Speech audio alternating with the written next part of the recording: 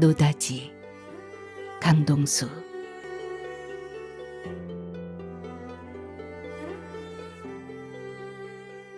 동네 경찰서의 형사가 내가 일하는 가게로 찾아온 것은 8월 초순이었다.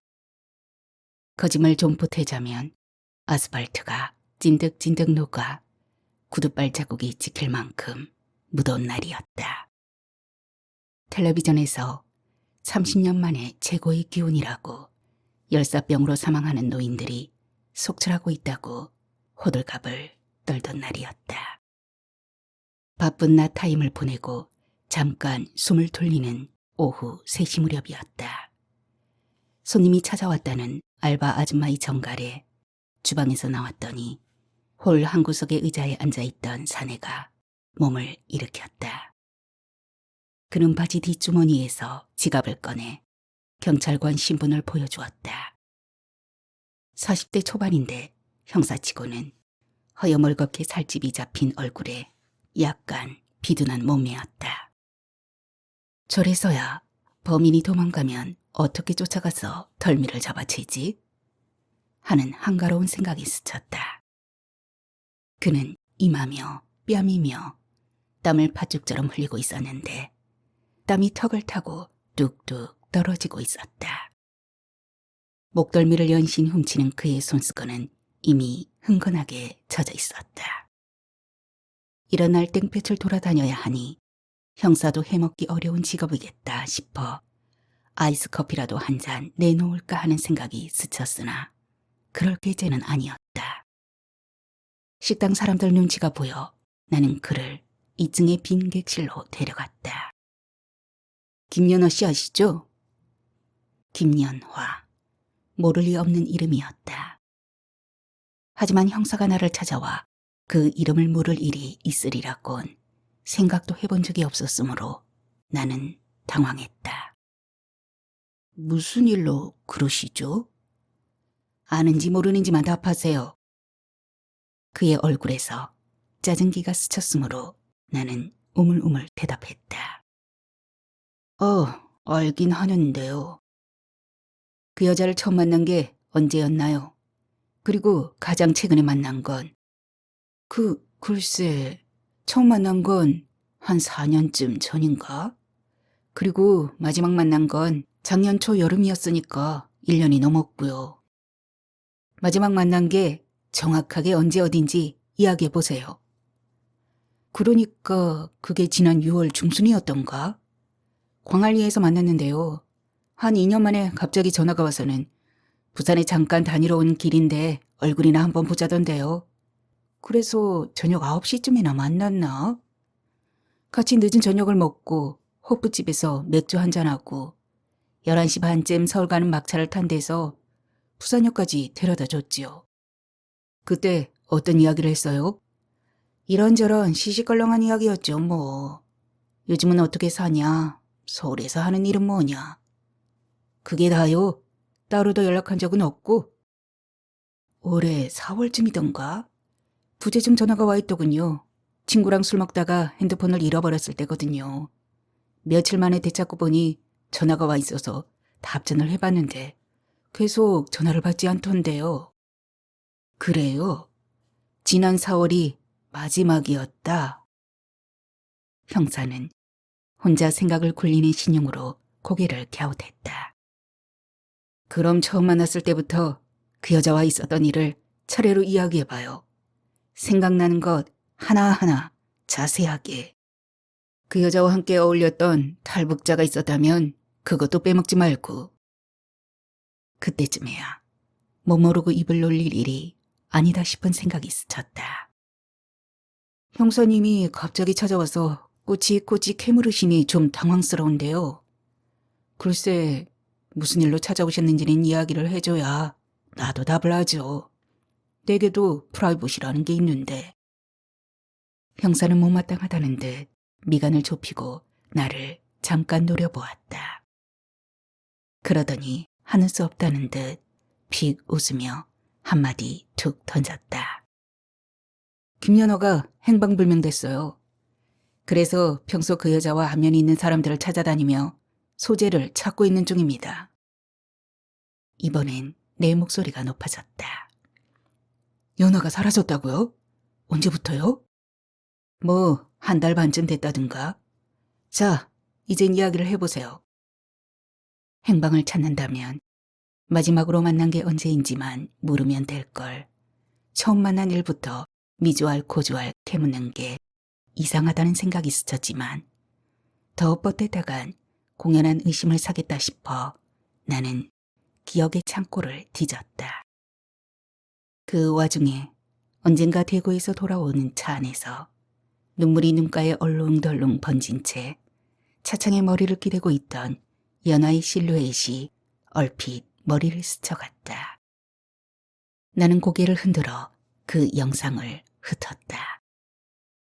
글쎄, 그러니까 처음 만났던 게 2013년도 4월이던가? 그랬던 것 같은데요. 그 무렵 나는 중앙동의 대형 일식집 홋카이도에서 보조 요리사로 일하고 있었다. 전문대학 간호학과를 졸업하고 작은 병원에 남자 간호사로 취직했지만 3교대로 돌아가는 빡센 일과에다 환자 보호자를 상대하는 일 따위가 도무지 적성에 맞지 않았다. 1년 반쯤 다니다 때려치우고 몇 달 백수로 뒹굴었다. 공무원 시험쯤이나 해볼까 했지만 경쟁률이 워낙 높아 엄두가 나지 않았다. 그러다 문득 떠올린 것이 요리사였다. 고깔 같은 하얀 모자를 쓰고 냉장고 속에 식재료를 깎고 썰고 하다가 15분 만에 그럴듯한 요리를 내놓는 텔레비전 예능 프로그램 속의 요리사가 멋있어 보였던 거다. 인터넷 쇼핑으로 일식 조리 기능사 필기 시험 교재를 구해선 두어 달 자습했다. 객관식 60개 문항을 풀어 60점 이상 받으면 합격이라 나는 한 번만에 필기 시험에 합격했다. 2차는 실기 시험인데 혼자 연습할 수는 없는 노릇이어서 요리학원에 등록했다. 오라지게 비쌌지만 나는 반년 동안 교습료와 재료비를 착실히 투자해 칼과 도마 다루는 법에서부터 달걀찜, 삼치 소금구이, 생선초밥, 도미조림, 대합술찜 따위를 만드는 법을 배웠다. 그리고 실기시험에서 생선 모둠회와 도미내미를 만들어 자격증을 땄다. 자격증을 따면 끝인 줄 알았더니 그게 겨우 시작이었다는 건 일식집 보조요리사로 취직한 날 알았다. 주방엔 나 말고도 요리사가 3사람이 더 있었는데 주방장은 40대 후반의 사내였다. 18의 주방보조로 들어가 설거지부터 시작해서 30년 칼을 잡았다는데 내가 고개를 꾸벅 숙여 보이자 피 웃기부터 했다. 어이, 자격증 따위는 아무 소용없어. 뭐 종이 쪼가리가 음식을 만드나? 이 바닥도 예사로 험한 게 아니야. 보아하니 30이 다 된 것 같은데 웬만하면 일찌감치 딴 길로 바꾸지. 처음 내게 주어진 일이란 게 산마 껍질 벗기기, 양파나 당근 까기 따위였다. 하루 종일 서서 양파 껍질이나 벗기고 있자니 따분하고 힘겨웠다. 그나마 제때 맞춰내지 못한다거나 양파채를 굵게 내놓는다고 날마다 지청구를 먹었다. 연하를 본 건 주방에서 3달째 양파채를 썰고 있을 무렵이었다. 홀과 객실의 시중을 맡는 여 종업원이 10서너 명이나 됐기 때문에 주방에 갇혀있던 나는 들어온 지 얼마 안 된 그녀의 존재에 관심을 가질 겨를이 없었다. 어느 봄날이었다. 밤 9시나 됐을 거다. 한창 바쁜 시간이 지나 주방으로 들어오는 주문지가 뜸해졌기에 나는 주방장의 눈을 피해 담배를 피러 나갔다. 주방 뒷문과 통하는 골목길에 서서 급하게 필터를 빨다가 꽁초를 버리고 돌아서는데 옆 건물 담 밑에 뭔가 휘끄무레한 형상이 눈에 띄었다. 희부연 어둠 속에 여자 하나가 쪼그려 앉아 있었다. 훌쩍거리는 울음소리도 들렸다. 글쎄, 평소 같으면 여자가 있거나 말거나 울거나 말거나 모르는 채 돌아섰을 거다. 그날따라 왠지 마음이 쓰여 나는 다가갔다. 길 건너편 노래방에서 번쩍거리며 돌아가는 네온 불빛에 떠올랐다 가라앉았다 하는 여자의 몸피가 지푸라기처럼 가늘어 보여 안쓰러운 마음이 들었는지도 모른다. 누군데 거기 그러고 있어요? 여자는 담벼락 앞에 쪼그려 앉아 무릎에 팔을 꿰고 손바닥으로 얼굴을 감싸고 있었는데 손바닥 사이로 울음소리가 가늘게 새어나왔다. 난감해져서 막 되돌아서려는데 여자가 얼굴을 들었다. 마스카라가 거먹게 번진 젖은 눈자위가 전멸하는 불빛 사이로 얼핏 떠올랐다가 사라졌다. 낯익은 얼굴이었다. 누구더라? 나는 고개를 갸웃하다가 약간의 시차를 두고 그녀를 알아챘다. 그 여자는 우리 가게의 종업원이었다. 유니폼을 입고 음식 접시를 들고 왔다 갔다 하거나 주방 창 너머로 주문지를 밀어넣던 그 여자를 몇 차례 스쳐본 것 같았다. 그 여자도 멈칫했다. 여자의 몸에서 짙은 음식 냄새가 끼쳐진 것은 그 다음이었다. 스쳐 지나가는 불빛 속에서 진갈색 간장 국물이 끼얹어져 누렇게 번진 여자의 블라우스 앞섭이 드러났다. 총총 썬 양파 따위와 동이 살점도 머리카락에 너저분하게 묻어 있었다. 나는 그게 30분쯤 전에 주방장이 내놓은 도미찜이라는 걸 알아챘다. 양파는 내가 썰어낸 것일 터였다. 옷이 왜 그래요? 무슨 일이 있었어요? 여자는 아무 말도 없이 쪼그려 앉아 있었다. 네온빛이 다시 여자의 얼굴을 드러냈다. 28살이나 됐을까. 갸름한 볼에 콧날이 오똑하고 눈매가 동그란 것이 귀염성스러운 얼굴이었다.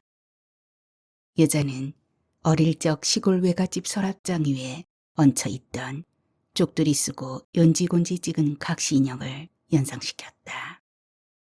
뗏물이 채 빠지지는 않았지만 고전적이랄까. 거리에 넘친 요즘 여자애들과는 인상이 달라 보였다. 여자는 얼른 일어서서 뒷문으로 해서 가게 안으로 사라졌다. 호 하는 한숨소리가 귓전을 스친 것도 같았다. 왜 그랬을까? 나는 그때 가슴이 철렁했다.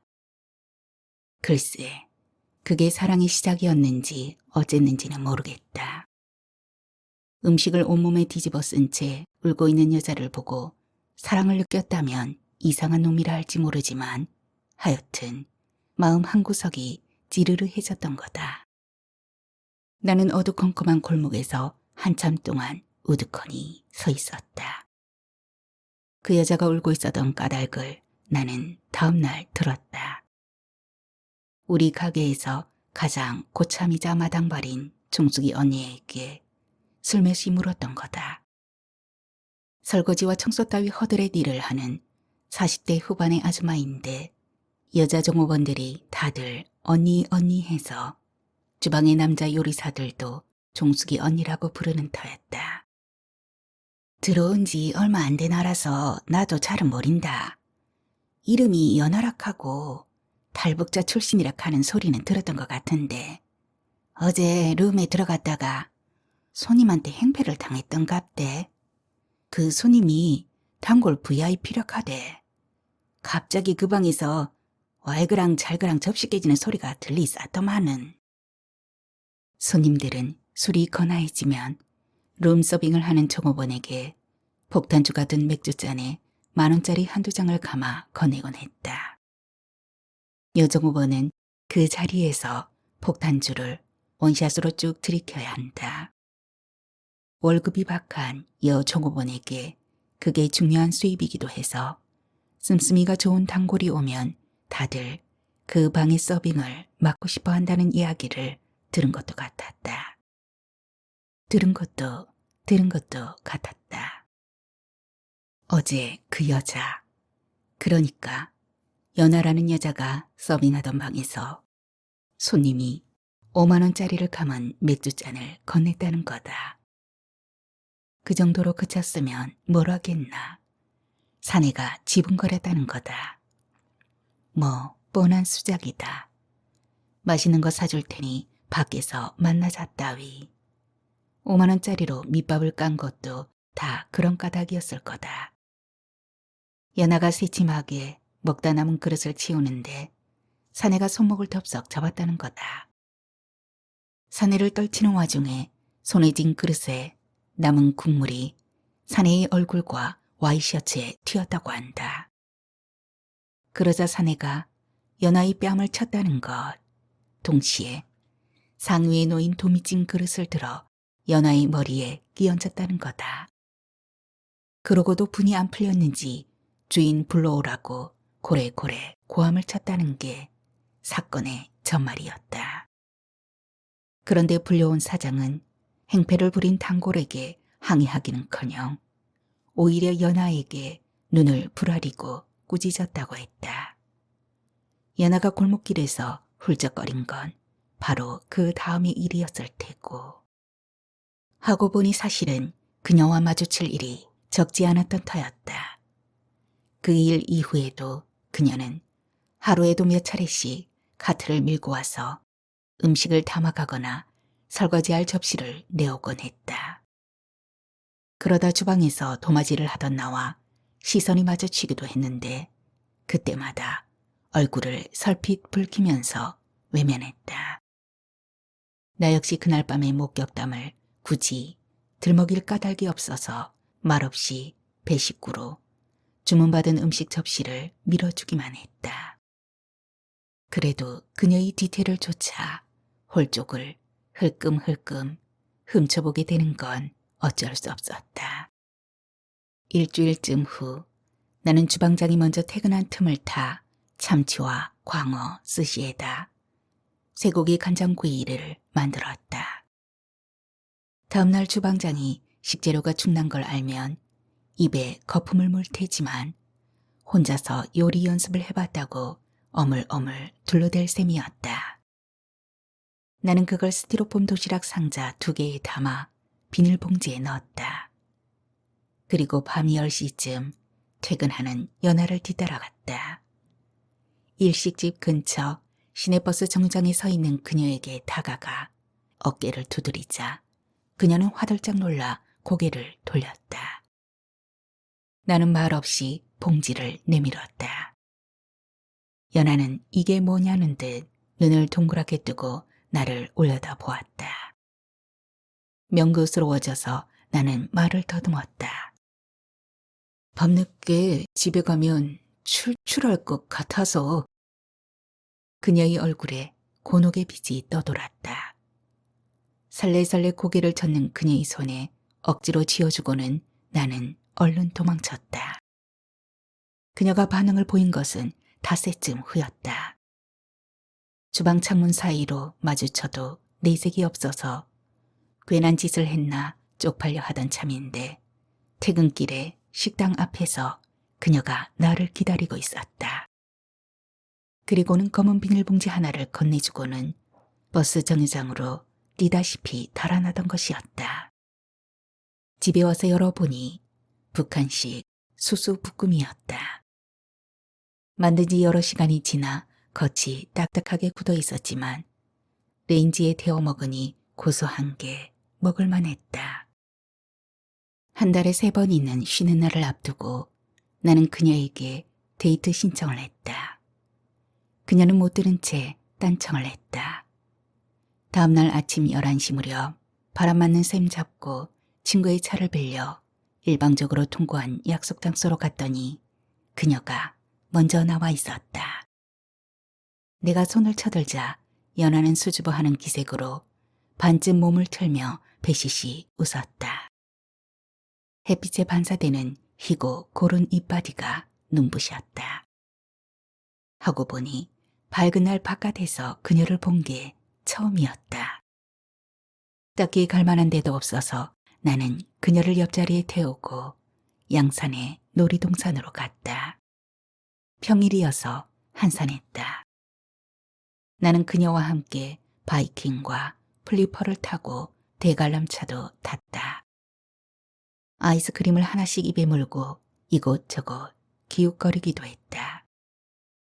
놀이동산을 나와서는 언양의 불고기집으로 데려갔다. 석쇠에 구운 고기가 나오자 그녀는 내게 웃어 보였다. 최 씨는 소고기를 좋아하나 보지요? 저번에도 소고기 간장구이를 만들어 주더니. 오빠도 아니고 하다못해 아저씨도 아니고 최 씨라니.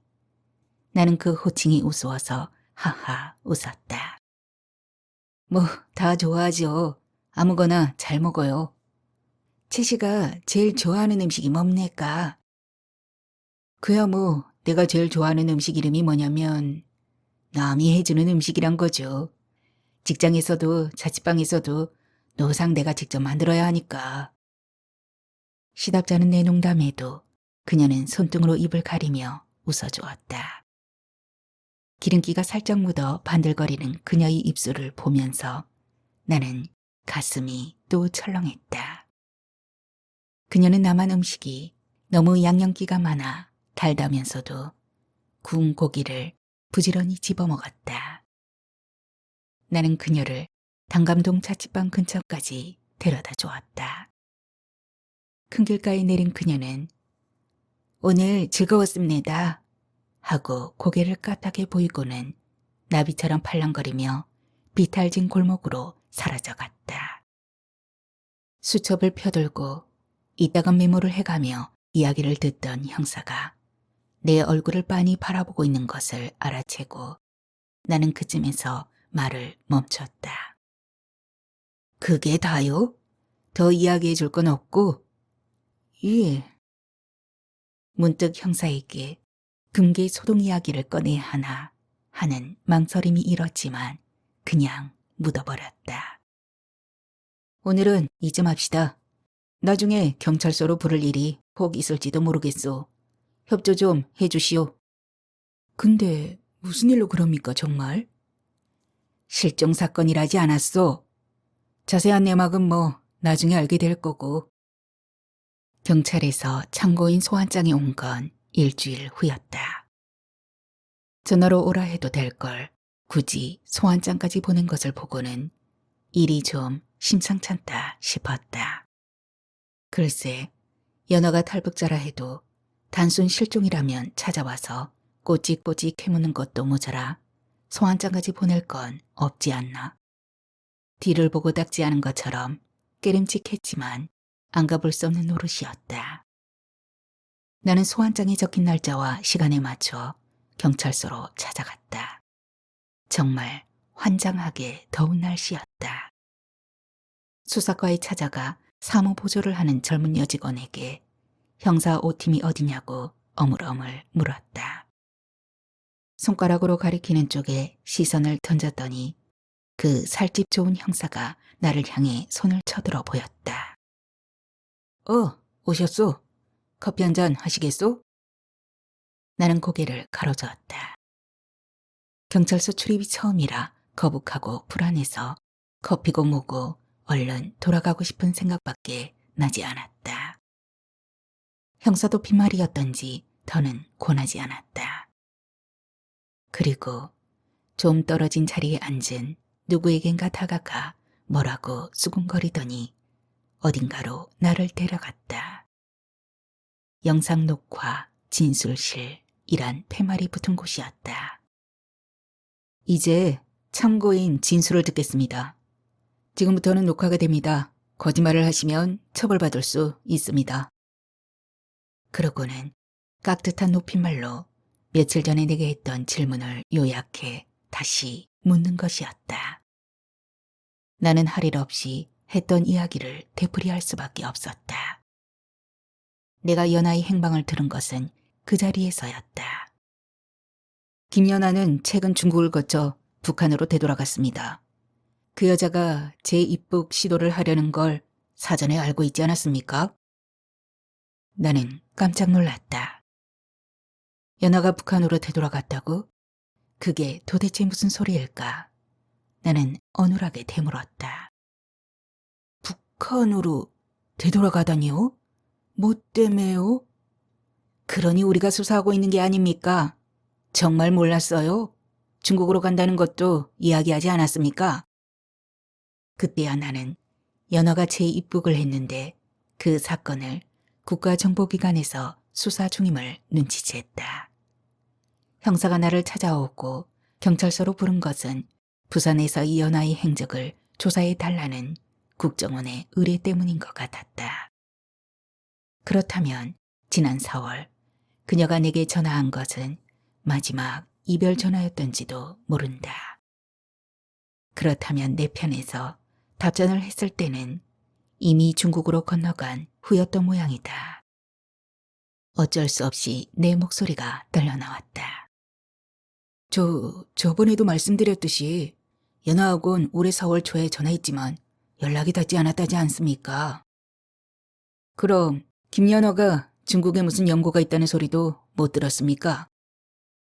연하로부터 북한을 탈출해 몽골로 건너가기 전에 중국에서 언니와 2년쯤 머물렀다는 소리를 듣긴 했지만 내가 그녀의 중국 생활에 대해 알고 있는 건 거의 없었다.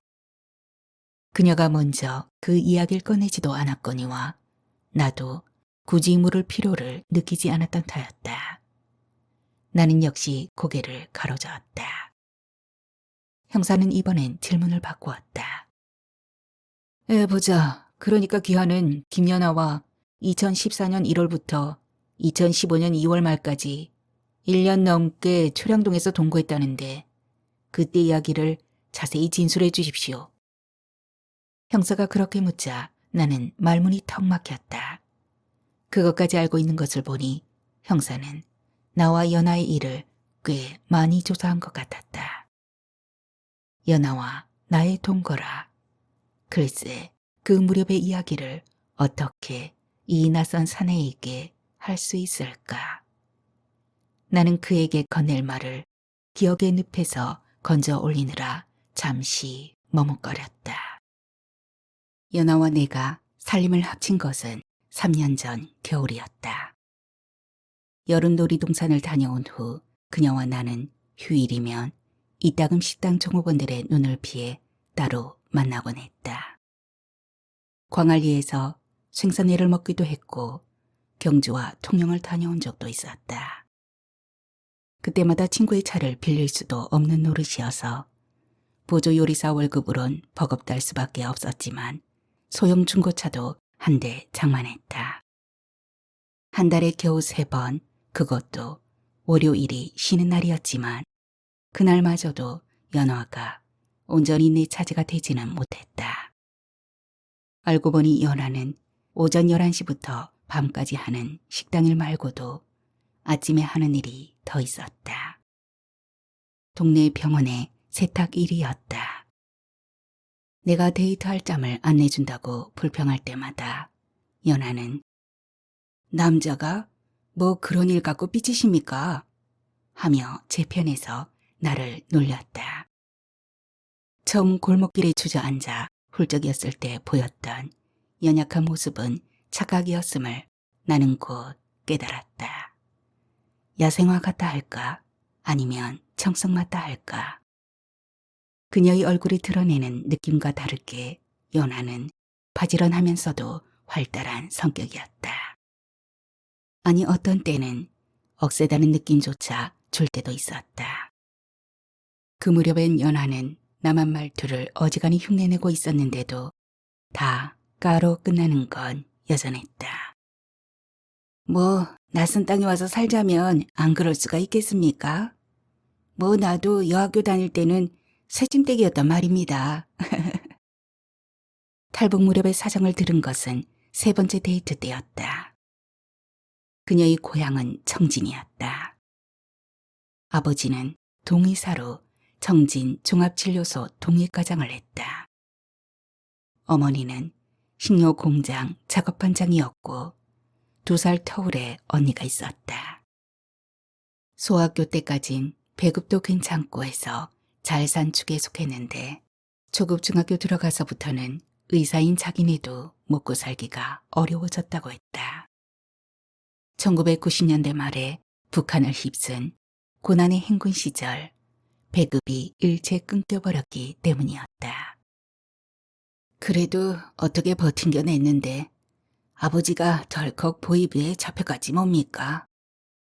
고난의 행군이 끝났다고는 해도 2000년대 중반까지 배급 체계가 되살아나지 않아 북한의 각급 기관은 여전히 자력갱생해야 하는 처지였다. 연하 아버지 밑에 있던 동의사가 5명이었는데 직원들이 먹고 살 길을 마련하느라 고민이 많았던 아버지가 두만강을 넘어 중국에 다녀왔다고. 영길에 있던 삼촌을 찾아간 아버지는 5천 위안을 융통해서 청진으로 다시 들어왔다. 그리고 그 돈으로 작은 어선 3척을 지어 인근 어민에게 세를 주었다. 한번 출하할 때마다 어민 한 사람당 강냉이 2kg 값인 북한 돈 50원씩을 받아 직원들 먹여 살리고 장마당에서 약을 받고 환자 치료도 했다. 그런데 누군가가 찔러 바쳤다. 모의부에 끌려간 연하의 아버지는 배를 지은 돈의 출처에 대해 심문을 받았다. 그들은 만주에 나와 있는 남조선 국정원에 간첩 자금을 받은 게 아니냐고 족쳤는데 아무리 사정을 설명해도 들은 채도 않더라는 거다. 매질과 고문도 받았는데 제일 못 견디겠는 건 귓전에 철판을 가져다 대고는 망치로 쾅쾅 두드리는 청각 고문이었다는 게 아버지의 이야기였다고. 제기엔 소뭉치를 틀어막은 보이 부원이 번갈아 가며 밤낮 없이 두드려대니 나중엔 온몸이 깔아지고 눈앞에 헛것이 보일 지경이었다는 것. 악에 바친 어머니가 중앙당에 진정서를 냈다. 이민들 자력갱생하라고 한 게 당이 아니냐. 당의 지도에 순응해서 직원들 먹고 살게 하려고 중국에 가서 돈을 끌어온 거다. 남조선 간첩 자금을 받았다면 혼자서 잘 먹고 잘 살지 뭐 때문에 배를 만들어 직원들과 나누어 먹었겠느냐. 죄가 있다면 도강죄인데 제 발로 갔다가 제 발로 돌아오지 않았느냐. 연하의 아버지는 3달 만에 풀려났지만 그때는 이미 사람 꼴이 아니었다는 거다.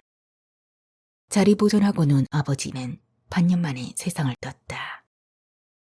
뭐 치료는 고사하고 굶어 돌아가신 거나 다름없습니다.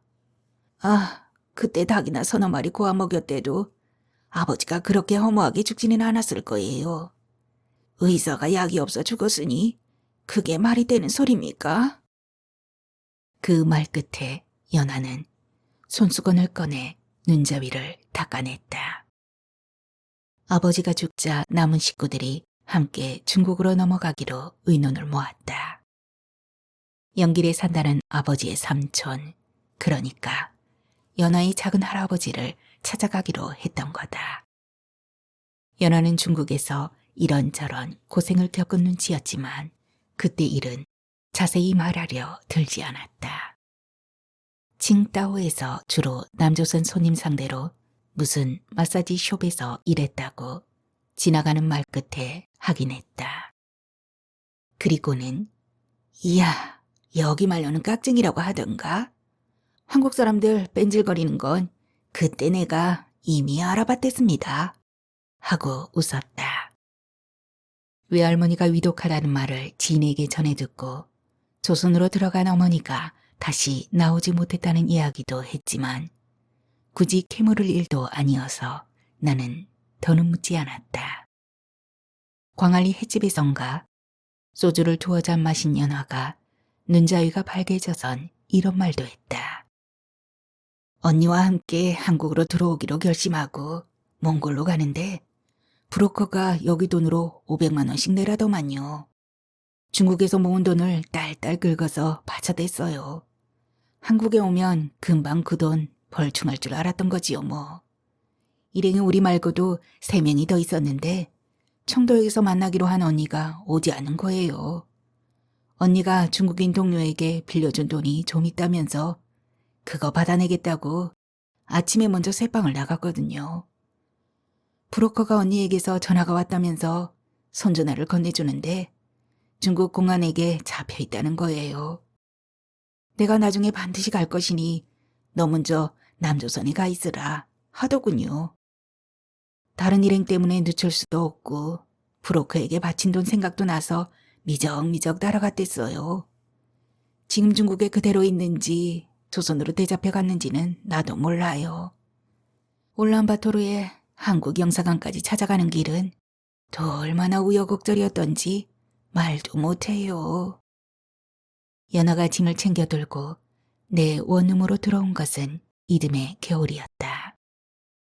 주인이 월세를 엄청 올렸기 때문이다. 그럼 내 원룸에서 같이 살면 어떻겠냐고 슬쩍 떠봤다.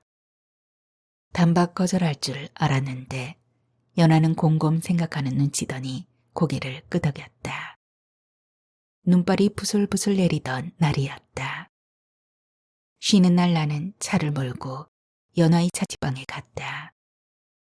달동네 산꼭대기에 낡은 2층집 구석방이었다. 오르막길 계단 때문에 집 앞까지 차가 들어가지 못해 낑낑거리며 짐을 한참이나 들고 내려와야 했다. 그나마 짐이 달랑 트렁크 2개에다 이런저런 소소한 그릇과 냄비를 담은 박스 서너 개였기 망정이었다. 내 좁은 원룸에 연하의 짐까지 부려놓으니 앉을 자리도 없을 지경이었다.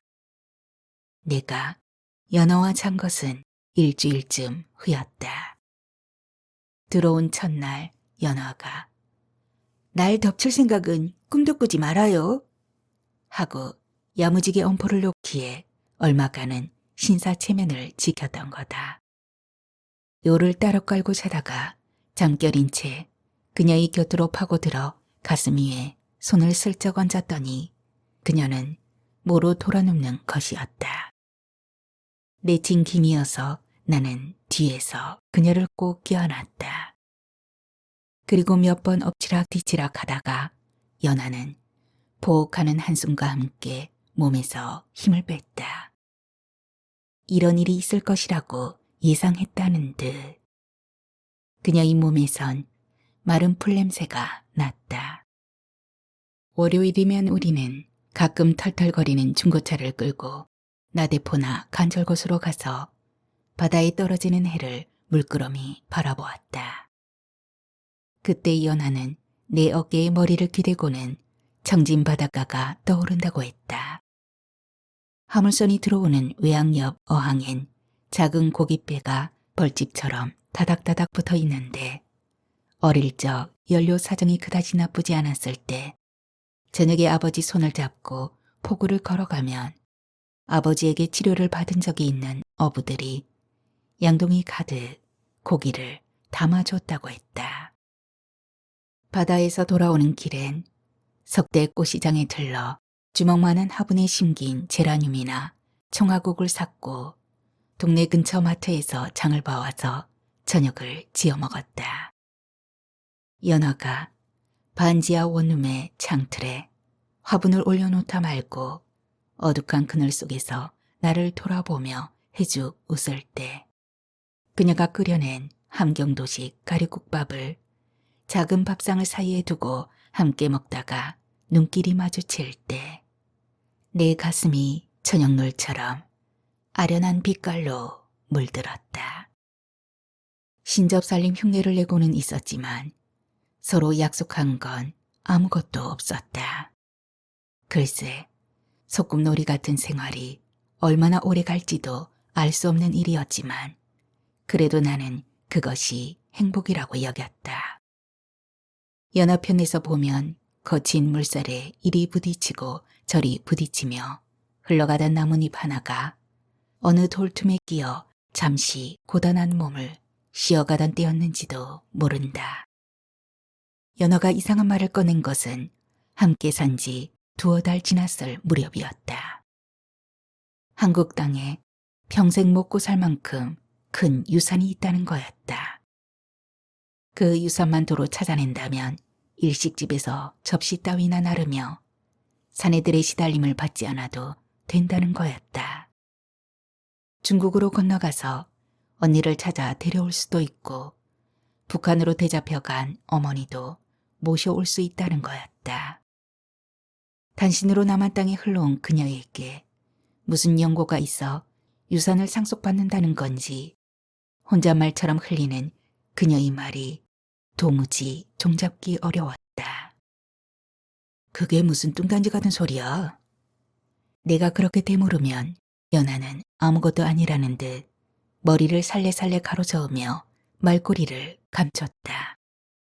그러면서 또 한 2, 3일 지나면 그걸 빨리 찾아내야 하는데 그동안 있으면 하고 알쏭달쏭한 소리를 내까리는 거다. 물으면 시원하게 대답도 아니면서 틈만 나면 혼잣말처럼 그런 이야기를 꺼내는 건 또 뭘까.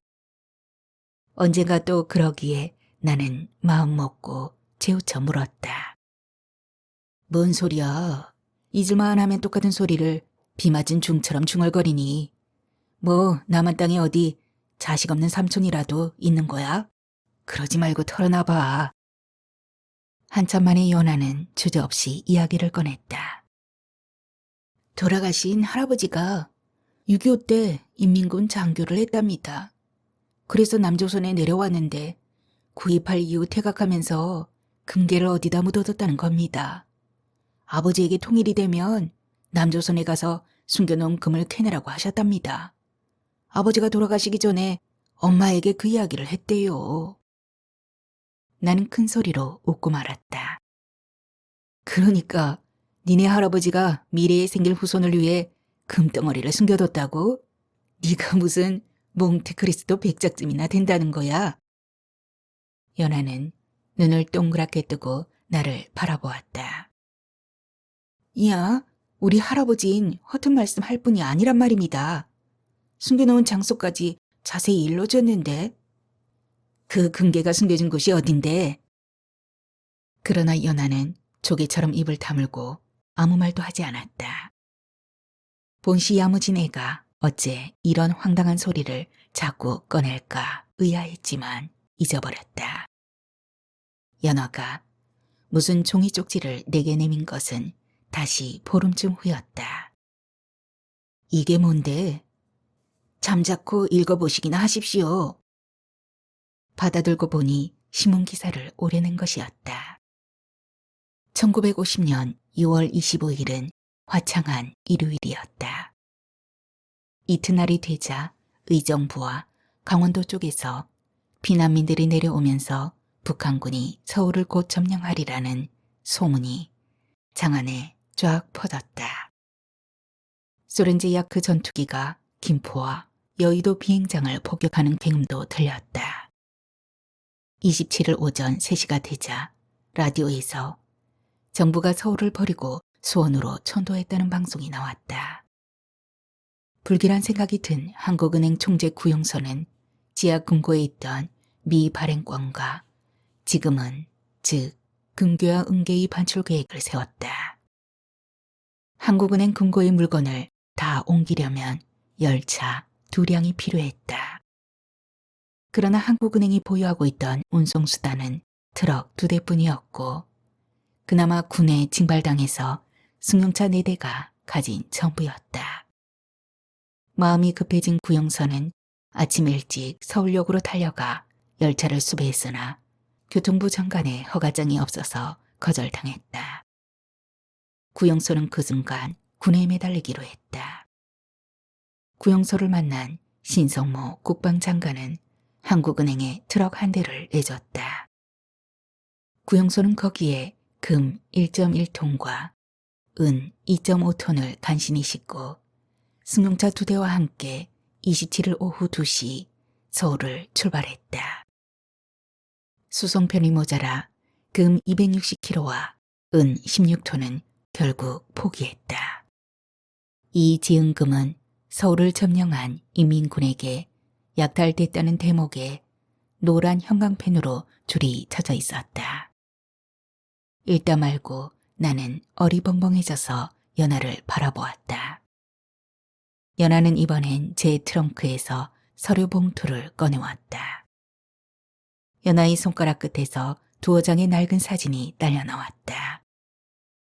테두리에 보풀이 일고 군데군데 갈라진 아주 낡은 흑백 사진이었다. 하나는 인민군 장교 복장을 한 젊은 사내였고 또 하나는 가족 사진이었는데 70대 초반으로 변한 그 사내 뒤에 40대 중반의 부부가 서 있고 노인 옆에 계집아이 둘이 차렷 자세로 서 있었다. 7살이나 됐을까. 단발머리에 눈이 동그란 소녀가 연아였다. 이어지는 연아의 이야기는 이랬다. 탈취된 그 지은금은 인민군 사단장의 손에 들어갔는데 그 사단이 낙동강까지 내려갔다고 한다. 사단장은 금은괴를 사령부에 바쳤지만 일부를 빼돌렸다는 거다. 그러다가 인천 상륙작전 이후 인민군이 퇴각할 때 부관인 연아의 할아버지에게 은밀히 수송 책임을 맡겼다. 연아의 할아버지는 병사 둘에게 금을 넣은 멜빵을 지워 다녔는데 워낙 무겁고 거추장스러운 데다 유엔군의 공습을 받는 바람에 급히 대구 인근 어떤 절에 대흥전 뒤편을 파서 금괴 70kg를 숨겨놓고 북상했다는 거다. 황당한 이야기였다. 영화 속 한 장면 같기도 했다. 그러나 연아의 진지한 표정과 기사 스크랩, 사진 따위를 보고 나니 웃을 수만은 없는 이야기란 생각이 들었다. 요즘 금 한 돈이 얼마더라? 한 20만 원쯤 잡으면?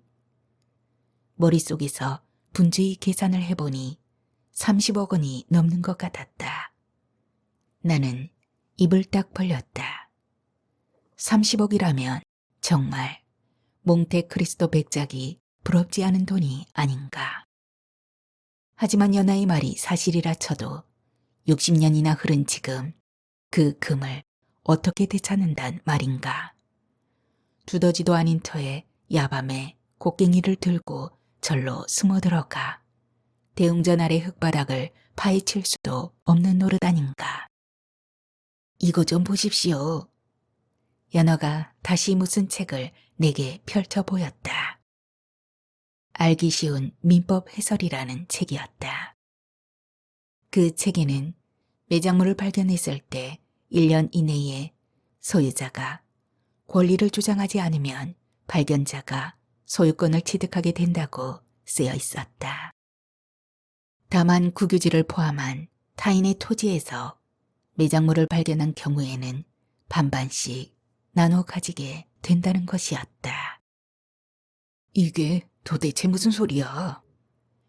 그러니까 우리가 그절 주지를 만나서 같이 파보자. 그래서 금이 나오면 반씩 나누자. 뭐 그런 거지요. 어차피 내가 소유권을 주장할 처지는 아니니까.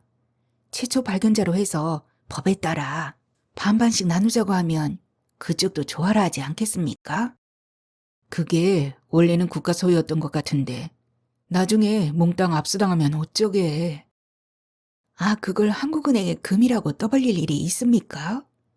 우리 할아버지가 6.25 때 피난왔다가 숨긴 금이라고 하면 되지. 만약 그렇게 된다면 연아에게 돌아올 몫은 15억 원쯤 된다. 하기야 그 돈이면 혈혈단신 탈북자 처녀가 낯설고 물선 한국 땅에서 발을 붙이고 살 충분한 언덕거리는 될 것이었다. 연아와 결혼해서 그 돈으로 조그만 건물 하나 사서 1층은 일식집으로 꾸미고 2층에서 신접살림을 차린다면 나는 주방에서 요리를 하고 연아는 회계를 맡으면 잠시 그런 달콤한 생각에 젖었다가 너무 염치 없는 상상인 것 같아서 나는 얼굴을 붉혔다. 그러면서도 연아가 왜 내게 그런 비밀스러운 이야기를 꺼내는지 알쏭달쏭했다. 어쨌거나 연하를 도와주고 싶은 마음이 들었다. 글쎄, 그녀와 결혼하지 않아도, 그녀가 내게 사례금 한 푼 주지 않아도 상관없었다. 할 수만 있다면 그녀의 꿈이, 그녀의 비빌 언덕이 생기도록 힘을 보태주기로 나는 마음먹었다. 그러고도 한 보름 더 지나서 드디어 우리는 저를 찾아갔다.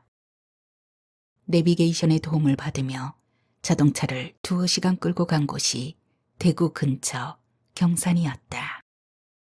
나지막한 야산 자락에 자리 잡은 크지도 작지도 않은 절이었다. 쌍탑이 놓인 마당을 경계로 대웅전과 나한전, 미륵전이 옹기종기 서 있었고 나지막한 울타리 너머 요사체가 있었다. 오종종한 생김새의 50대 주지는 용건을 듣더니 기가 막히다는 표정을 지었다. 젊은 녀석과 여자가 느닷없이 찾아와 대웅전 밑에 금괴가 묻혀 있다니 어쩌니 헛소리를 주절거린다면 나라도 그런 반응을 보일 것이었다. 주진은 정신병자를 대하듯 연하와 나의 얼굴을 번갈아 살폈다. 호호, 나는 먼 곳에서 우바이와 우바세가 일부러 찾아왔대서 시주나 하겠다는 줄 알았더니 이런 실없는 소리나 듣고. 주지가 얼굴을 찡그리며 자리를 털고 일어섰다. 연하가 지대방을 나서는 주지의 동방자락을 잡아끌었다. 급하니까 북한 사투리가 튀어나왔다. 스님, 그러지 말고 속눈썹 잡고 한마디만 더 들어주시라요. 주지는 얼굴을 찡그리고 걸음을 멈추었다. 연하는 핸드백에서 예의 사진을 꺼내 주지의 눈앞에 들이밀었다. 이게 우리 할아버지 사진입니다. 한번 보시라요. 주지가 연하의 얼굴을 물끄러미 내려다보더니 되돌아와 방석 위에 앉았다. 연하는 할아버지 이야기와 탈북대의 이야기를 줄줄 풀어냈다. 어디 한번 봅시다. 주지는 방바닥에 놓인 사진을 집어들고 꼼꼼히 살폈다. 사진 속 인물과 연하의 얼굴을 번갈아 살피기도 했다. 사진 속의 이 군인이 처녀의 할아버지라고 칩시다. 그렇더라도 이 사람이 우리 절에다 금을 묻어뒀다는 증거가 어디 있소? 정말입니다. 우리 할아버지나 아버지가 없는 말을 지어낼 뿐이 아니아요. 세상에 어느 부모가 임종하는 자식에게 그런 거짓말을 한답니까? 글쎄.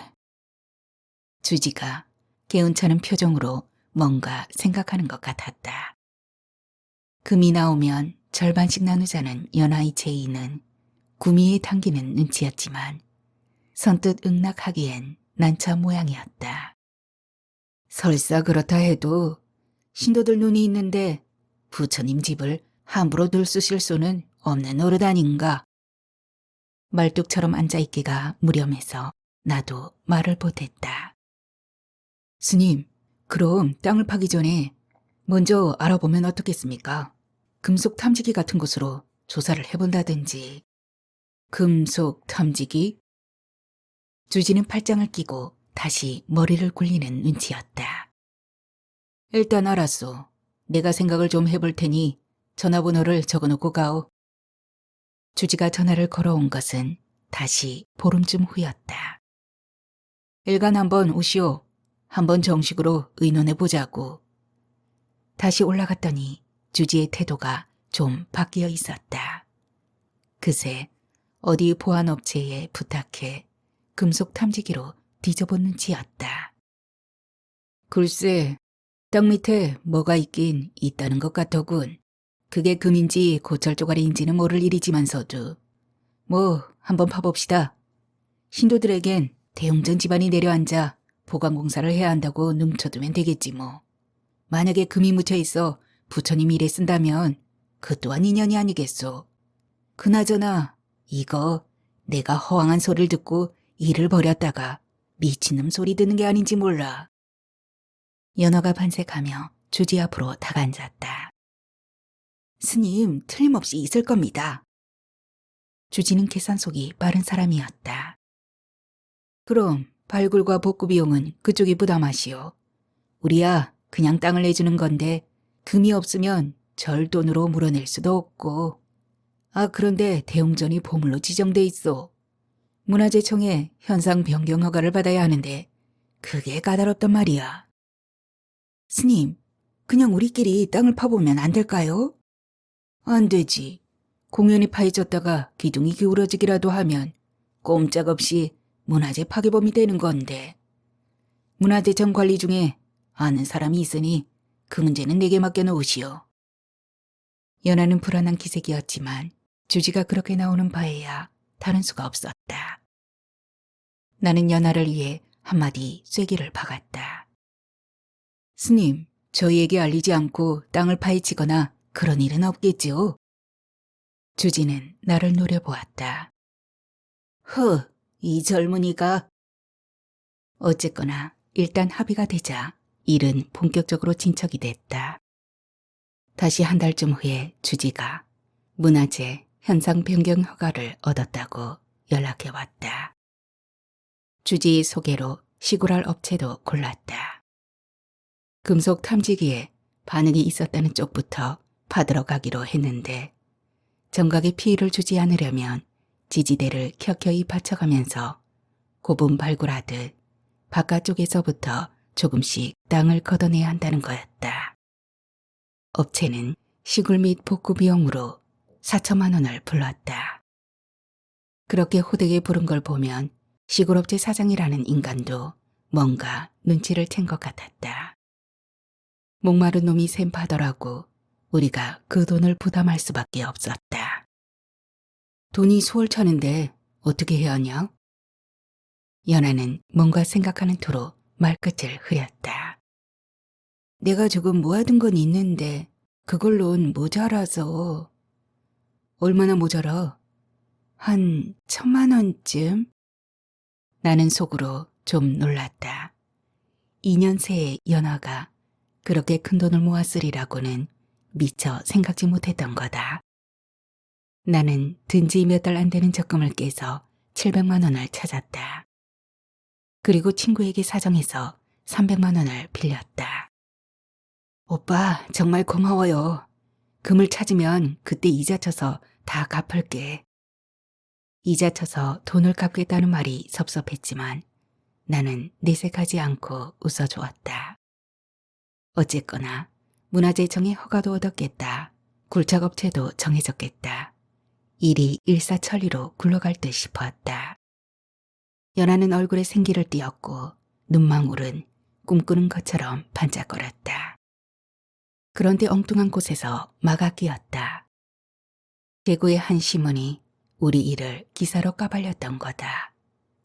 어떻게 해서 새나갔는지는 모르지만 사회면 주말판에 대문짝만하게 기사가 실렸다.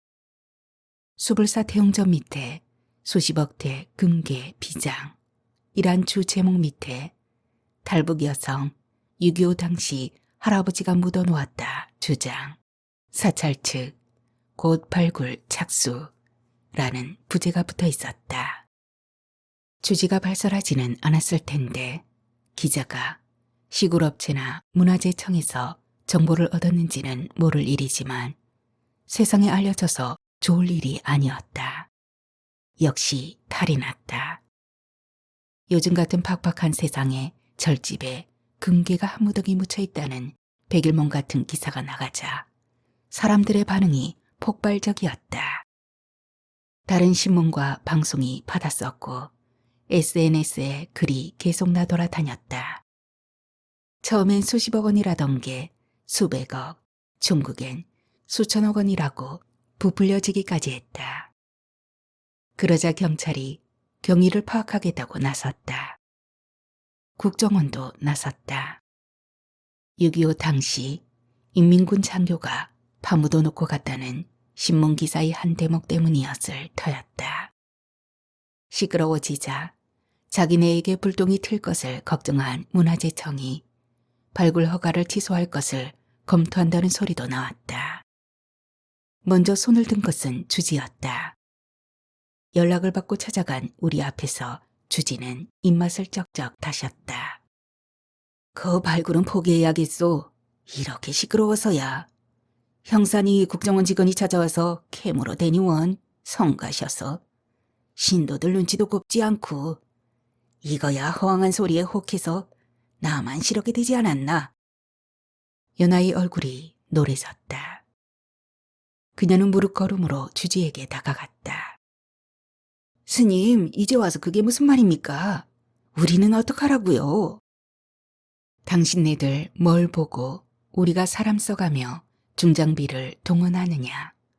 전액을 선불하지 않으면 착수하지 않겠다는 발굴 업체의 생떼에 전 재산을 건 마당이니 연하로선 다급했을 것이다. 나는 주지의 샘속을 알만했다.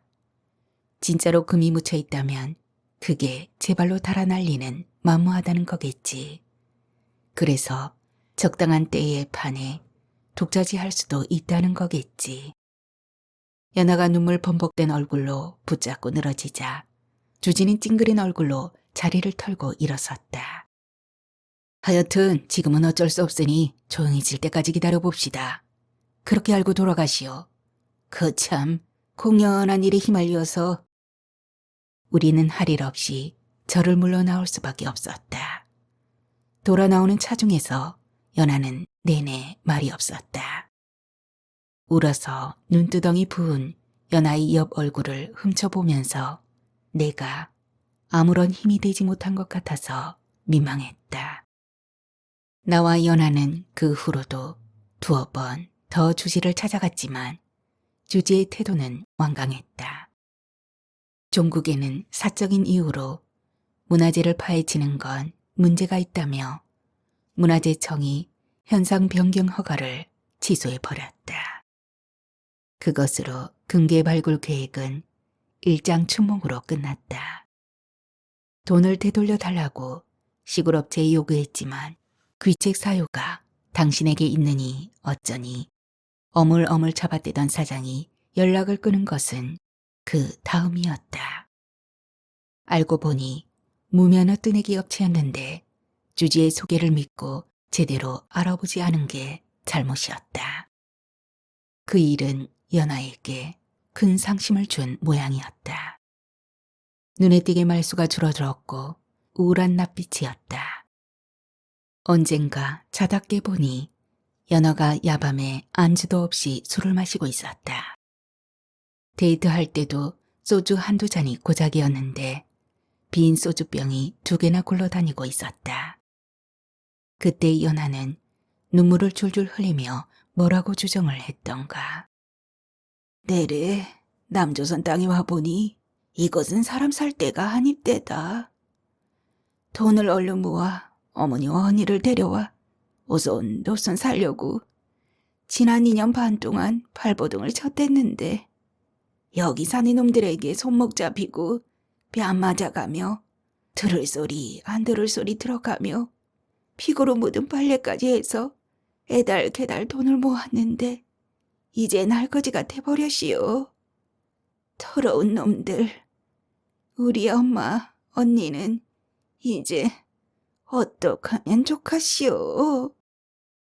연하가 서울로 가겠다고 한 것은 그렇게 2달이 지난 후였다. 무슨 일을 해서건 잃은 돈을 벌충해야 할 판인데 같이 탈북했던 아줌마 한 사람이 구로동에서 작은 식당을 열어 함께 운영해 보자고 한다는 거였다. 그녀와 헤어져야 한다 싶으니 속이 쓰라렸지만 막을 도리가 없었다. 글쎄, 내가 해줄 수 있는 일이 무엇 있었겠는가. 어느 늦겨울 저녁 우리는 소주를 반주로 저녁을 먹고 집에 돌아와선 이별 의식을 치르듯 같이 잤다. 연하는 다음날 새벽 트렁크 2개를 들고 올 때처럼 썰렁한 몰골로 떠났다. 돈 벌면 내게 빌린 돈을 꼭 갚겠다는 말을 남기고 내 진술을 꼼꼼히 받아 적던 형사는 진술서에 지장을 찍으라고 요구했다. 그리고는 사무적인 어조로 말했다. 수고했어요. 새로운 사실이 드러나면 다시 소환될 수도 있다는 건 양지하시고. 나는 그때야 형사에게 연아가 북한으로 넘어간 경위를 물었다. 형사는 나를 흘끗 보더니 인심이나 쓴다는 표정으로 한마디 던졌다. 김연아는 4월 말에 인천항에서 옌타이로 가는 여객선 편으로 중국으로 갔소. 칭다오에서 두어 달을 지낸 다음 6월 초 혼자 두만강을 건넌 정황이 우리 정보기관에 포착됐어요. 그리고 남한을 비난하는 발언을 하는 장면이 북한 TV에 방영됐다더군. 체포된 건지 자수한 건지는 조사해봐야 할 일이고, 더 이상은 나는 아는 게 없고 안 돼도 알려줄 수도 없고. 연아는 왜 중국으로 되돌아갔을까? 그리고 북한은 왜? 어쩌면 중국으로 건너가서 언니가 북한으로 끌려갔다는 소식을 들었기 때문인지도 모른다는 생각이 들었다. 나는 바보처럼 되물었다. 그럼 어떻게 됩니까? 그걸 내가 어떻게 알겠소. 당장은 수용소에 끌려가지는 않은 모양이지만 연아가 다시 한국으로 돌아올 수 있을까요? 형사는 한심하다는 표정으로 피식 웃었다. 이봐요. 북한 땅이 어디 시내버스 타고 가는 이웃 동네요? 이 양반 아직도 정신을 못 차렸네. 우리가 알아보니 그 여자 서울에 가서도 금괴 발굴하자고 어떤 녀석을 꼬드겨 돈을 우려냈다더군. 그 빚돈에 졸리다 못해서 중국으로 튄 건지 아니면 그 돈을 쥐고 튄 건지는 모르지만 그놈과 통고도 했답니다. 보아하니 당신도 그 여자에게 당한 거요. 그 여자는 처음부터 금을 캘 목적으로 한국에 들어온 거요. 당신에게 의도적으로 접근한 걸 아직도 모르겠소. 뭐 1,000,000원이나 떼었다며. 경찰서 문을 나서는데 머리가 띵했다. 형사 이 마지막 말이 계속 머리를 맴돌았다. 글쎄, 처음부터 금을 캐려고 남한에 왔는지 어쨌는지는 모르지만 연아에겐 팍팍한 남조선 생활을 버티게 해준 유일한 비밀 언덕이 숲을 쌓에 묻혀있는 그 금괴였을 터였다. 몇 달씩이나 뜸을 들이며 금괴 이야기를 슬쩍슬쩍 내비치며 내 반응을 떠본 것도 제 딴엔 생각이 있어서였을 것이다. 그러니까 혈혈단신, 남한 사정도 잘 모르는 처녀로선 힘이 돼줄 사내가 필요했다는 것. 그런데 그 사내가 너무 영악하거나 해서 제 뒤통수를 치지 않도록 좀 어리숙해야 한다는 것. 그래서 내가 그녀에게 선택됐을지도 모른다는 것. 아니야. 나는 고개를 가로저었다. 뭐라고 해도 연아가 처음부터 나를 이용할 생각은 아니었을 것이다. 글쎄, 그녀에게 먼저 다가간 것도 나고 내 집에 와서 살라고 했던 것도 내가 아니었나. 제라늄 화분을 창틀에 올려놓으며 내게 보여주던 그녀의 해죽한 미소. 추운 겨울밤 외풍심한 원룸에서 내 품에 안겨 할딱거리던 그녀의 숨소리가 거짓이라곤 차마 믿을 수 없었다. 만약에 그녀가 나를 이용만 하곤 중국으로 튈 생각이란 걸 알았대도 나는 쓸쓸해하긴 했겠지만 어쩔 수 없는 일이라고 생각했을 것이다. 그녀에겐 엄마와 언니가 있지 않았던가. 연아의 마음속에 나란 존재가 좁쌀 한 톨 크기라도 있어주기를 바라지만 그게 내 욕심일 뿐이라도 하는 수 없는 노릇이 아닌가. 글쎄, 금을 캘 수만 있었다면 그녀에겐 좋은 일이었을 것이다. 거금을 지고 중국으로 건너갔어도 좋았을 것이다. 그녀는 어쩌면 엄마와 언니를 한국으로 불러들였을지도 모른다. 그래서 언젠가 혼자 말을 한 대로 경치 좋고 공기 좋은 한적한 시골 마을에 예쁜 집을 짓고 가족들이 모여 과수원이나 끓이고 살게 됐을지도 모른다. 북한의 TV에 출연해 남한살이에서 겪은 수모와 고통을 고발하고 있다는 그녀는 지금 무슨 생각을 하고 있을까? 만약 탈출할 수 있는 기회가 주어진다면 그녀는 다시 한국으로 되돌아올까? 버스에서 내리는데 뜨거운 햇살이 정수리를 찔러 다리가 휘청했다. 그날 밤 나는 꿈을 꾸었다. 여러 가지 영상이 토막토막 엇갈려 돌아가는 어지러운 꿈이었다. 꿈속에서 나는 연하의 모습을 보았다. 한겨울 얼어붙은 강을 비틀거리며 건너는 그녀의 뒷모습이 눈발에 가렸다. 꿈속에서도 나는 이상하다. 연화는 한여름에 북한에 갔다는데 하고 중얼거렸던 것 같다. 문득 장면이 바뀌어 연화가 까르르 웃는 여자애를 안고 있는 어떤 사내의 팔을 다정히 끼고 있는 장면이 보였다. 사내의 얼굴은 알아볼 수 없었다. 기묘하게도 그녀는 치파오를 입고 있었다. 갈라진 치맛자락 속으로 그녀의 매끈한 다리가 스치듯 드러났다. 어느 어두컴컴한 정각의 주춧돌 밑 땅속에서 구렁이가 몸뚱이 사리듯 포개져 있는 금속 무더기도 꿈에 나타났다. 새알처럼 반짝이는 그 둥글고 노란 덩이들은 어느 날이고 부활을 기다리는 듯 꿈꾸는 모습이었다.